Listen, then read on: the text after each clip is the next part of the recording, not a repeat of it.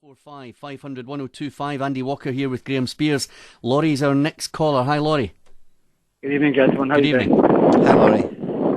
You'll need to bear with me. I said the first point I'm going to make is just a statement, and then the second one is a point somebody's already touched upon, and it's Lloyd's Banking Group's involvement in all of this. Mm-hmm. First things first, the EBTs that Rangers used have never been hidden. They've been in the accounts. They've done nothing illegal. And even if they're found guilty, it's still nothing illegal. So I'll have no truck with anybody who says we should be stripped of titles for that. If we have a bill to pay, we have a bill to pay.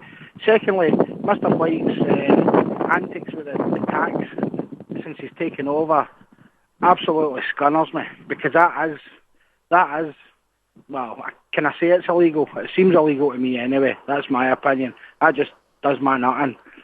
What I want to know though is, and somebody broached upon it earlier on, what kind of wedge did Mr. Muir get when he was put on board the Rangers board by Lloyd's Banking Group to get the debt down? If Alistair Johnston's to believe that Lloyd's were going to pull the credit on Rangers, having half the debt, and they wanted Rangers off the books, we did have a great credit rating at that point. We got the debt. They wanted their 18 million quid back, having already received 18 million quid. What kind of wedge was Mr. Donald Muir on to get that out, get that off the books for Lloyd's? I want a Holyrood inquiry into this.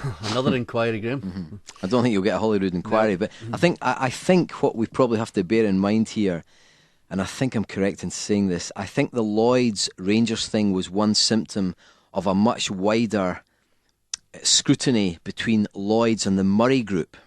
Now, I might be wrong about this, but if memory serves me right, Rangers were the very visible side of that whole Lloyd's thing. But in fact, I think it was to do with the wider Murray Group. So there were various companies under the Murray umbrella that Lloyd's wanted to sort and to reduce the debt. I mean, it came at a time when there was this terrible banking crisis and debt became a bad thing, and the banks wanted to reclaim as much of the indebtedness as they could. So I'll happily stand corrected, but I think the Lloyd's dynamic with Rangers was just one symptom of a bigger thing between Lloyd's and the Murray Group.